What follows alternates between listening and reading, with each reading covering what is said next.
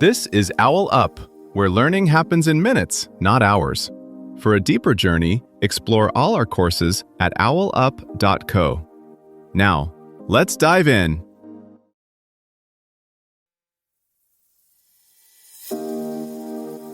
Welcome back to Chapter 2 of Dog Training That Actually Works, where we're diving into the fascinating world of how dogs actually think and behave. Today we're breaking down the building blocks of canine behavior so you can finally understand what's really going on in your pup's head.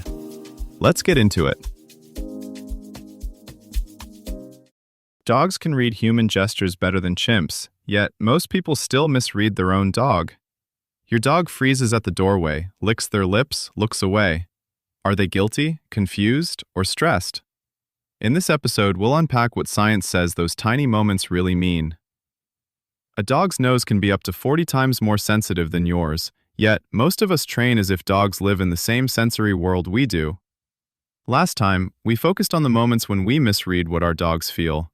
Now we'll turn that around. How do they take in information about us and the environment, second by second, before they ever decide how to act? Think of walking your dog on a busy street. You're noticing traffic and crossing lights. Your dog is reading a layered stream of odors on the sidewalk, tiny muscle shifts in your shoulders, distant barks you barely hear. While you're reacting to what's obvious, they're constantly processing what's invisible to you. In this episode, we'll connect what science knows about canine senses and learning with the tiny training choices you make every day, so your cues finally make sense, from your dog's point of view. Your dog isn't just reacting to you, they're constantly running little experiments on the world. Turn left at the park 3 days in a row, and they'll start pulling that way on day 4. Pause near the treat drawer often enough, and you'll see them materialize there before you even decide to reward them.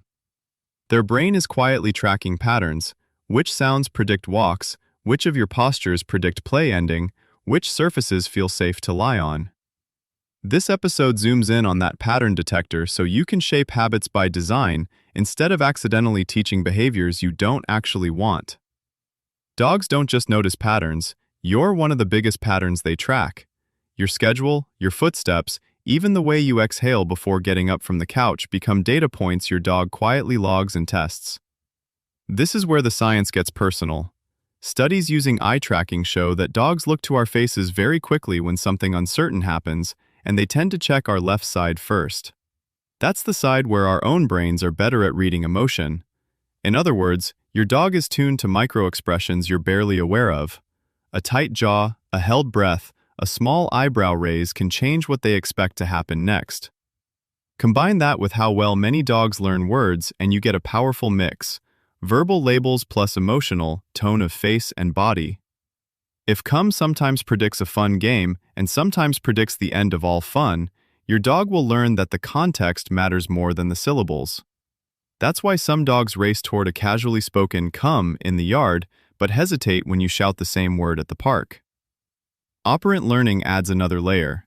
Every time your dog tries something, barking at the window, nudging your hand, hesitating at the stairs, they're waiting to see whether that behavior makes the environment better or worse. Food appears, pressure goes away, you laugh, you sigh, and turn away. Those are the outcomes they're tracking. Over days and weeks, your reactions sculpt their habits far more than the occasional formal training session. Here's the paradox. People often think they're not training when they're just hanging out, yet those unplanned moments are when the clearest lessons land. The cue might be you closing your laptop, or picking up your keys, or sitting at the kitchen table. The behavior might be jumping, pacing, or settling. The consequence might be attention, motion, or access to smells by the front door.